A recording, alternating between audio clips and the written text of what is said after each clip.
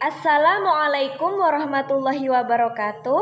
Perkenalkan, saya Dewi Fatmasari, NPM 19-107-010-23, kelas Peternakan A, akan membuat video mengenai 5 bahan pakan sumber vitamin dan mineral. Berikut adalah beberapa bahan pakan yang saya jadikan sebagai sumber vitamin dan mineral. Nah, di sini ada garam sebagai sumber mineral, ada cangkang telur yang nantinya dapat dijadikan sebagai tepung cangkang atau kerabang telur sebagai sumber mineral. Ada juga CaCO3 atau yang dinamakan tepung kapur sebagai sumber mineral. Selanjutnya ada daun katuk sebagai sumber vitamin, dan di sini ada daun kelor juga sebagai sumber vitamin. Selanjutnya, di sini saya akan menjelaskan mengenai masing-masing dari bahan pakan tersebut. Yang pertama, saya akan menjelaskan mengenai daun kelor. Ini dia daun kelor. Daun kelor ini dapat dijadikan sebagai bahan pakan ternak unggas. Namun pemberiannya itu tidak boleh secara langsung diberikan. Biasanya itu dijadikan tepung terlebih dahulu. Jadi tepung daun kelor. Nah, daun kelor ini memiliki beberapa kandungan zat, yang diantaranya ada hipertensif, ada antioksidan seperti sitosterol, ada anti kanker, antibakterial seperti niacimin. Bahkan tepung daun kelor ini juga dapat dijadikan sebagai suplemen protein, kalsium, juga mengandung beberapa vitamin. Nah, vitamin yang terkandung di daun kelor ini bermacam-macam ya. Ada vitamin A, vitamin B, vitamin C, bahkan vitamin E. Hasil penelitian di Afrika menyatakan bahwa daun kelor ini mengandung vitamin C 7 kali lebih banyak daripada buah jeruk. Selanjutnya, dosis penggunaan tepung daun kelor ini juga harus dibatasi dan perlu diperhatikan. Karena selain mengandung nutrisi, daun kelor ini juga mengandung berbagai zat antinutrisi yang diantaranya ada saponin, ada tanin, ada fitat, ada juga oksalat. Maka dari itu, dosis penggunaan daun kelor sebagai pakan unggas ini kurang lebih 2-5% dari total ransum. Nah, menurut penelitian Banjo tahun 2012 dan Teteh et al. Tahun 2013 menyatakan bahwa penggunaan tepung daun kelor ini sebanyak 2-5% itu dapat meningkatkan pertumbuhan karkas ayam broiler.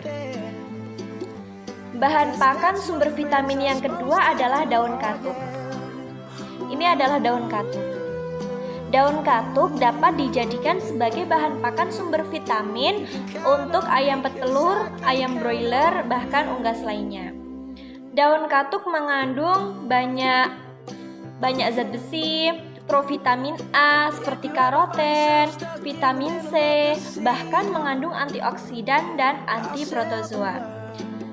Pemberian ekstrak daun katuk sebesar 18 gram per kilogram ransum dapat menurunkan jumlah Salmonella sp dan bakteri E. coli pada daging broiler. Hal ini menandakan bahwa tingkat kontaminasi pada produk olahan hewan yaitu daging broiler tersebut dapat ditekankan atau diminimalisir dengan adanya daun katuk ini.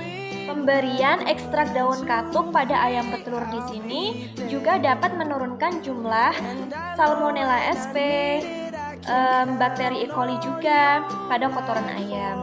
Selain itu, vitamin A yang terkandung dalam daun katuk ini juga dapat dijadikan sebagai sumber pigmen dalam telur serta dapat meningkatkan produktivitas telur. Vitamin C pada daun katuk di sini juga dapat menjaga sistem imun tubuh. Jadi ayam atau unggas yang menggunakan daun katuk ini tidak mudah terserang penyakit. Apalagi daun katuk juga mengandung antioksidan dan antiprotozoa. Jika dalam rensum terjadi kekurangan atau defisit vitamin, maka ada beberapa hal yang terjadi pada hewan ternak. Yang diantaranya, jika kekurangan vitamin A, maka dapat menyebabkan produksi telur turun, jadi pertumbuhan pun terganggu. Selanjutnya, jika kekurangan vitamin B, maka nafsu makan turun dan metabolisme terganggu. Jika kekurangan vitamin C, maka sistem kekebalan tubuh rendah sehingga si ternak itu dapat dengan mudah terserang penyakit. Jika kekurangannya vitamin D, maka ini berkaitan dengan kerabat telur. Jadi kerabat telurnya bisa tipis, terjadi juga rakitis, dan produksi telur itu menjadi turun atau terganggu. Jika kekurangannya vitamin E, maka itu dapat menyebabkan pembekokan sendi dan juga bisa menyebabkan kelainan otot. Selanjutnya, saya akan menjelaskan mengenai bahan pakan sumber mineral. Nah, saya akan menjelaskan tentang garam. Garam dapat digunakan untuk pakan ternak unggas. Namun, tidak boleh diberikan terlalu banyak karena dapat menyebabkan beberapa hal. Jadi, batas penggunaan dari garam ini berkisar antara 0,1 hingga 0,4%. Jika diberikan terlalu banyak, yang terjadi yaitu kotoran menjadi basah, minumnya menjadi berlebihan, natrium dalam tubuh bahkan bisa keluar. Garam mengandung mineral Ca, Mg, NaCl. Garam yang biasanya untuk bahan pakan unggas yaitu berbentuk serbuk dengan kandungan yodiumnya antara 30 hingga 100 ppm. Bahan pakan yang kedua sebagai sumber mineral adalah cangkang telur. Cangkang telur dapat dijadikan sebagai bahan pakan unggas, namun pemberiannya jangan secara langsung. Dijadikan tepung terlebih dahulu. Biasanya dapat digunakan sebagai pakan unggas petelur atau ayam petelur. Kandungannya itu banyak mengandung mineral. Di antaranya itu ada kalsium. Kalsium itu paling banyak ditemukan di cangkang telur. Selanjutnya ada mineral magnesium. Ada juga fosfor, ada juga sulfur, namun jumlahnya itu sedikit. Jika kekurangan mineral, maka dapat menyebabkan cangkang telur tipis dan produksi telur turun. Penggunaan dari tepung cangkang telur ini harus dibatasi ya, kurang lebih 0-6%. Hal ini dapat meningkatkan produksi telur. Bahan pakan sumber mineral yang ketiga yaitu ada CaCO3. CaCO3 atau tepung kapur ini dapat digunakan sebagai pakan ternak unggas. Kandungan mineral yang terkandung dalam CaCO3 di sini ada Ca, Fe, Co, fosfor, magnesium. Penggunaan tepung kapur yang partikelnya agak besar itu dapat menjadi sumber grit yang membantu proses pencernaan pada empedal.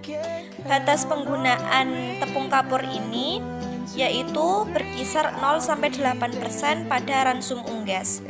Kandungan Ca kapur hampir sama dengan tepung kulit kerang yaitu sebesar 38%. Kapur juga merupakan disinfektan untuk mengurangi bau dan mencegah perkembangan bakteri pada manur.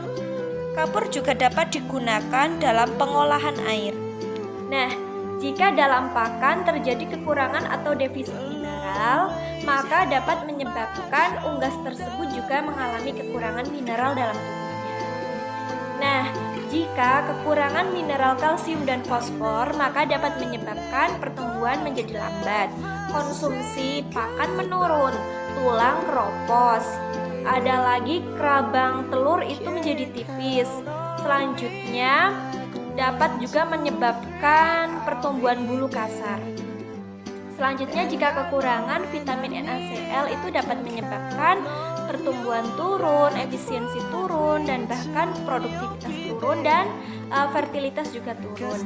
Jika kekurangan mineral magnesium itu dapat menyebabkan pertumbuhan menjadi lambat, bahkan juga dapat menyebabkan ternak itu dapat mudah mengantuk. Selanjutnya, jika kekurangan atau defisit mineral Fe atau zat besi itu dapat menyebabkan anemia, dapat menyebabkan efisiensi pakan, serta pertumbuhan itu menjadi rendah. Berikut penjelasan dari saya mengenai 5 bahan pakan sumber vitamin dan mineral. Terima kasih, sekian dari saya, Dewi Fatnasari. Billahi taufiq wal hidayah. Wassalamualaikum warahmatullahi wabarakatuh.